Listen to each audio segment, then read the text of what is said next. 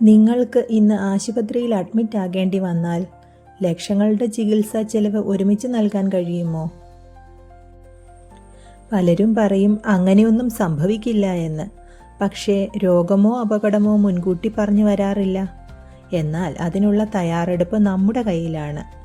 ഇന്നത്തെ വീഡിയോയിൽ നമ്മൾ അറിയാൻ പോകുന്നത് എന്തുകൊണ്ട് എല്ലാവർക്കും ഹെൽത്ത് ഇൻഷുറൻസ് വേണം എന്നതാണ്. ഇന്ന് ഒരു ചെറിയ ചികിത്സയ്ക്ക് പോലും ആയിരക്കണക്കിന് രൂപ ചെലവാകുന്നു. ഒരു സാധാരണ ശസ്ത്രക്രിയയ്ക്ക് പോലും ലക്ഷക്കണക്കിന് രൂപ ചെലവാകുന്ന കാലമാണിത്. അതുകൊണ്ട് ചികിത്സയെക്കുറിച്ച് ഭയപ്പെടേണ്ട സാഹചര്യമല്ല, ചികിത്സാ ചെലവിനെക്കുറിച്ചാണ് കൂടുതൽ ശ്രദ്ധിക്കേണ്ടത്.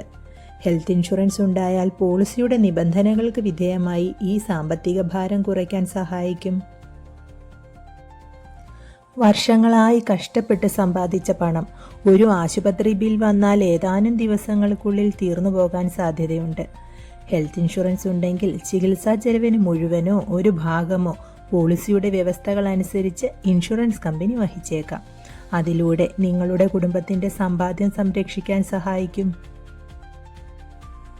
ഒരു കുടുംബത്തിൽ ഒരാൾക്ക് ഗുരുതരമായ അസുഖം വന്നാൽ അതിൻ്റെ ചികിത്സാ ബാധ്യതകൾ ഒരാളിൽ മാത്രം ഒതുങ്ങുന്നില്ല, കുടുംബത്തിൻ്റെ സാമ്പത്തിക നിലയെയും അത് ബാധിച്ചേക്കാം. ഹെൽത്ത് ഇൻഷുറൻസ് എന്നത് ഒരാളുടെ മാത്രം സുരക്ഷയല്ല, അത് മുഴുവൻ കുടുംബത്തിൻ്റെയും സാമ്പത്തിക സുരക്ഷയാണ്.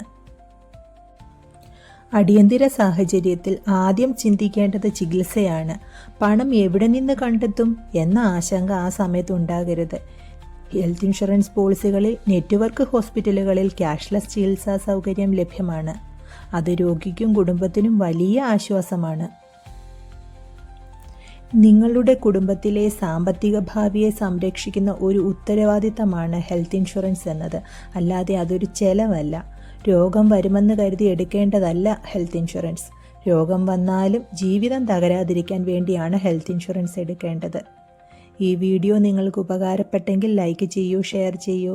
ഹെൽത്ത് ഇൻഷുറൻസ് സംബന്ധിച്ച ലളിതമായ മലയാളം വീഡിയോകൾക്കായി ഈ ചാനൽ സബ്സ്ക്രൈബ് ചെയ്യാൻ മറക്കല്ലേ.